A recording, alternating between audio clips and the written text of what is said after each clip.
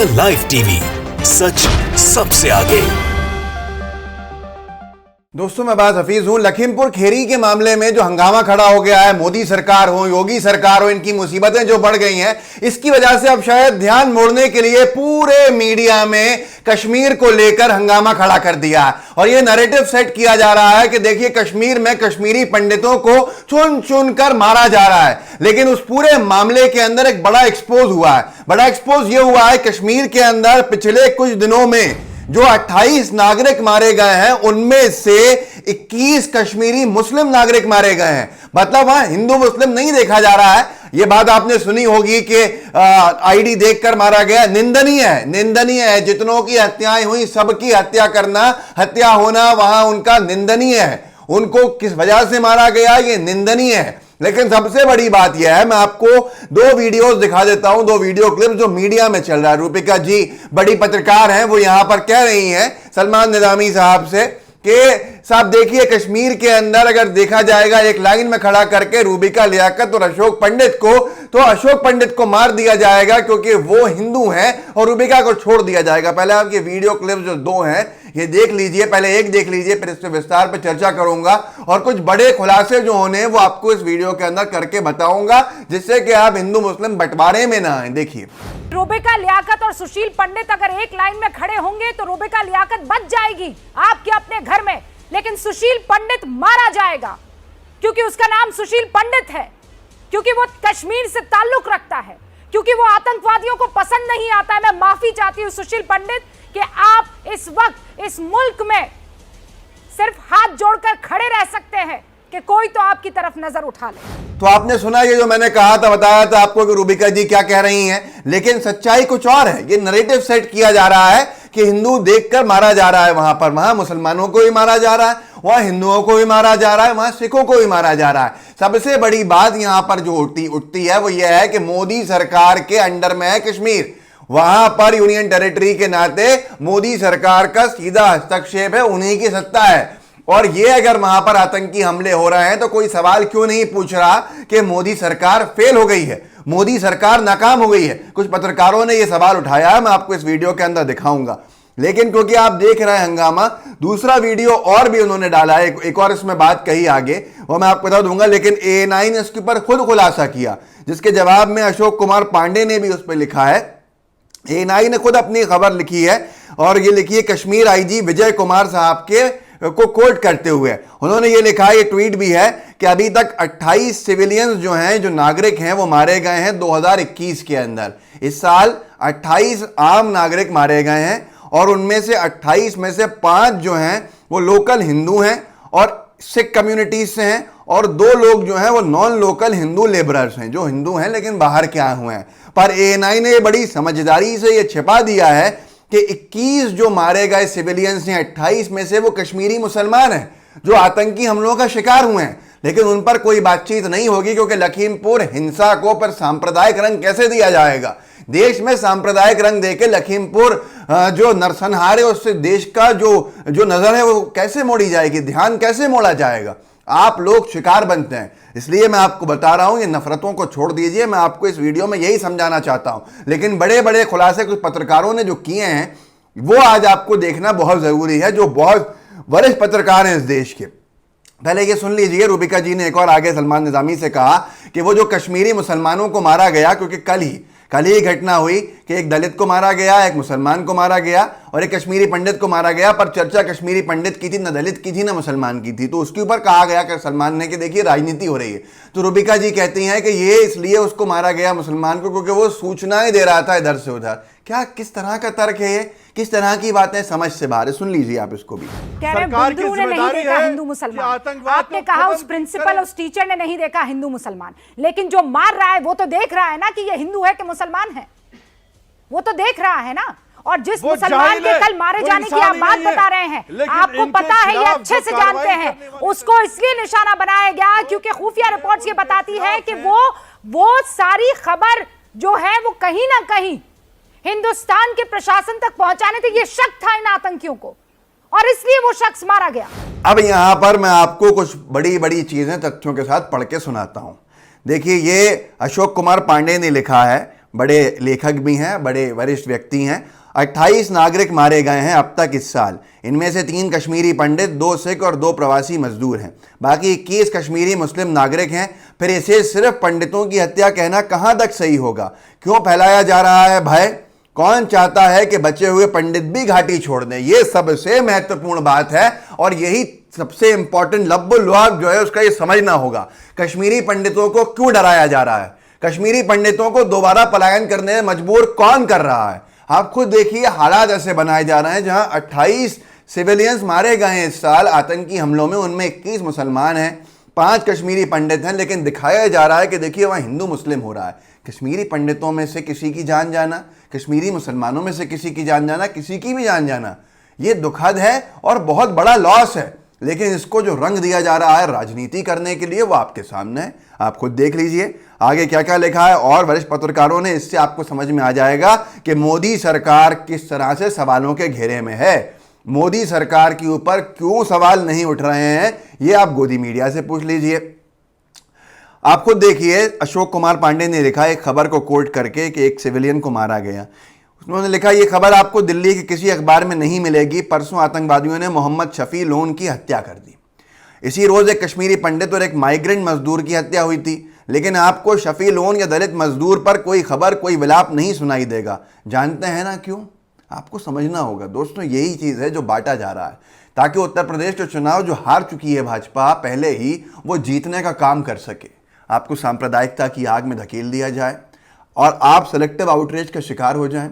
जो भी selective outreach का शिकार है, अगर कोई व्यक्ति कश्मीरी पंडितों की मौत पर खुश होता है तो वो भी इस देश में रहने के लायक नहीं है।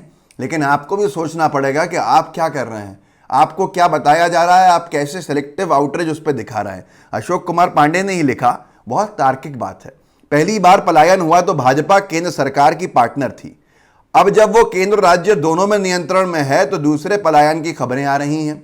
जब 1990 के दशक के अंदर दौर में पलायन हुआ था तो वीपी सिंह साहब की सरकार थी, जिसमें भारतीय जनता पार्टी, अटल बिहारी वाजपेयी, सब लोग जो थे ये सरकार के साथी थे। सरकार इनकी सहायता से चल रही थी और जगमोहन जो थे वहां के गवर्नर बनाए गए थे। वो जगमोहन जिनके कार्यकाल के अंदर कश्मीरी पंडितों पर प्रताड़ना हुई और कश्मीरी पंडितों को पलायन के लिए मजबूर कर दिया गया, वही जगमोहन बाद में अटल बिहारी वाजपेयी जी की सरकार में पूरे टाइम मंत्री रहे, भाजपा की तरफ से 4 बार सांसद रहे। वो जगमोहन उस वक्त गवर्नर थे वहां के, तो भाजपा के नेता गवर्नर थे और भाजपा की संगठन के साथ जो गठबंधन की सरकार थी ऊपर थी। उसके बावजूद भी सवाल कांग्रेस से पूछा जाता है। मुझे हास्यास्पद भी लगता है और दुखद भी लगता है कि कैसे समझाएं आपको, क्या बताएं आपको। ये देखिए, तो उन्होंने यही लिखा, पहली बार पलायन हुआ तो भाजपा केंद्र सरकार की पार्टनर थी, अशोक कुमार ने लिखा। अब जब वो केंद्र राज्य दोनों में नियंत्रण में है, क्योंकि राज्य भी कश्मीर का जो है उसके नियंत्रण जो है भाजपा की सरकार, मोदी सरकार के पास है। अब जब वो केंद्र राज्य दोनों में नियंत्रण में है तो दूसरे पलायन की खबरें आ रही हैं, जिन्हें लगता है कश्मीरी पंडितों को वापस बसाएंगे। उनकी मूर्खता पर ही इनकी सरकार टिकी है। कुछ दिनों से अच्छी खबरें आ रही थी, कश्मीरी पंडितों की दोबारा विस्थापना, दोबारा उनको वहाँ बसाने का काम चल रहा है, दोबारा वापस लौटने को तैयार हुए हैं कश्मीरी पंडित, हालात अच्छे हुए हैं। लेकिन ये क्या किया, एकदम कश्मीरी पंडित लौट जाएंगे वापस तो शायद भाजपा की राजनीति की दुकान बंद हो जाएगी। तो अब कश्मीरी पंडितों को क्या डराना इसलिए शुरू कर दिया गया है, कश्मीरी पंडित जो बचे हुए हैं वो भी वहाँ से चले जाएं। पवन खेड़ा साहब ने अच्छी चीज़ लिखी है, कश्मीर के दोस्त बताते हैं कि कैसे माखन लाल बिंद्रू अपनी सरजमी पर टिके रहे और सन 1990 में पलायन करने से इनकार कर दिया। उनकी आतंकियों के हाथों इस तरह हत्या सरकार को उन तथाकथित मास्टर स्ट्रोक्स की पोल खोलती है जहां ढोल नगाड़े बजाकर साहब अपनी जय जयकार करवा रहे थे। आपने कैसे कह दिया था कि धारा 370 के बाद पूरे आतंकवाद का जो मामला है खत्म हो जाएगा, लोग सुरक्षित हो जाएंगे, कश्मीर फिर से जन्नत बन जाएगा। धारा 370 के बाद तो हालत और बद से बदतर होते जा रहे हैं। हटने के बाद कौन जिम्मेदार है? वजह सिर्फ यह है कि सीधे सीधे जिम्मेदार अगर कोई है तो अमित शाह साहब हैं। कश्मीर में अगर लॉ ऑर्डर की सिचुएशन गड़बड़ होती है तो यूनियन टेरिटरी की हैसियत से कश्मीर के लिए सिर्फ एक ही व्यक्ति जिम्मेदार होते हैं, वो हैं अमित शाह जी। अमित शाह जी की जवाबदेही कब बनेगी? अमित शाह जी से सवाल कब किए जाएंगे? मोदी सरकार पर आप अपने सवाल कब खड़े करेंगे? जब पूरे के पूरे हालात और बर्बाद हो जाए और तबाह हो जाए और बेकाबू हो जाए। मुझे हैरत होती है, मुझे समझ में नहीं आता। यहाँ तो ये देखिए कि जम्मू कश्मीर के पूर्व डिप्यूटी सीएम उप मुख्यमंत्री निर्मल सिंह साहब ने किस तरह से बेशर्मी भरा रिप्लाई दिया है मीडिया को सिक्योरिटी के नाम के ऊपर। जब इतने सारे सवाल खड़े हो गए कि भाई मोदी सरकार के अंडर में है पूरा कश्मीर, तो क्या कहते हैं आप खुद सुन लीजिए, सुनिए पहले आप। लोगों को जो कश्मीर और जम्मू में जो 1,25,00,000 के हर के साथ आप सुरक्षा खड़ी नहीं कर सकते। ये जम्मू कश्मीर कांग्रेस ने डाला है ट्विटर के ऊपर, जो आपने अभी सुना। उन्होंने कितनी बेशर्मी से कह दिया कि करोड़ लोग हैं यहाँ पर, मुमकिन नहीं है सरकार के लिए कि हम सबको सुरक्षा दे दें। तो आप खुद सोच लीजिए, ऐसे लोगों के हाथ में सरकार है, ऐसे लोगों के हाथ में सत्ता है देश की। विनोद कापड़ी साहब लिखते हैं, हिंदुओं को भारत के जिस राज्य में सबसे ज़्यादा खतरा है और जहां एक बार फिर हिंदुओं का पलायन शुरू हो गया है, उस राज्य के हालात के बारे में एक भी हिंदू हृदय सम्राट नहीं बोल रहा है। बाकी बचे छुट भैये हिंदू रक्षा दल, वाहिनी, सेना इत्यादि मटन की दुकानें बंद कराने में व्यस्त हैं, यूपी में जो कर रहे हैं बुलंदशहर में। साक्षी जोशी लिखती हैं, गोदी चाहते हैं विपक्ष कश्मीर भी जाएं, पर गोदी ये क्यों नहीं चाहते कि मोदी कश्मीर जाएं? क्या उन्हें लगता है वहाँ की बिगड़ी स्थिति मोदी नहीं विपक्ष ही संभाल पाएगा? वो मानते हैं विपक्ष के जाने से फर्क पड़ता है। इतनी जल्दी विश्वास खो दिया अमित शाह में, जिनके अधीन है कश्मीर की सुरक्षा। जो बात मैंने आपसे कही थी, कश्मीर का मामला सीधे अमित शाह जी से जुड़ता है, सुरक्षा का कोई सवाल नहीं पूछ रहा। रवि नायर लिखते हैं, 2 कौड़ी कपिल मिश्रा के 2 कौड़ी के ट्वीट के ऊपर, कश्मीर में 2 और हत्याएं, सतिंदर कौर और दीपक चंद, एक सिख और एक कश्मीरी पंडित। ये कपिल मिश्रा ने लिखा था। रवि नायर ने लिखा है इसके ऊपर, Kashmir is a union territory. Kashmir एक यूनियन टेरिटरी है। जो पुलिस बल है वहाँ का, वो कश्मीर का सीधे सीधे सेंट्रल केंद्र के कंट्रोल में आता है, नियंत्रण में आता है। हर एक हमला जो है, ये अंग्रेजी में लिखा हुआ है, हर एक हमला जो है कश्मीर के अंदर कश्मीरी के ऊपर, हर एक कश्मीरी के ऊपर बताता है, दिखाता है, दर्शाता है कि अमित शाह जो हैं वो पूरी तरह से नाकाम हो गए हैं। यूनियन होम मिनिस्टर की हैसियत से, केंद्रीय गृह मंत्री के हैसियत से वो पूरी तरह से नाकाम हो चुके हैं। साक्षी जोशी लिखती हैं, गोदी मीडिया कह रहा है लखीमपुर जाकर विपक्ष राजनीति कर रहा है, कश्मीर में विपक्ष क्यों नहीं जा रहा है?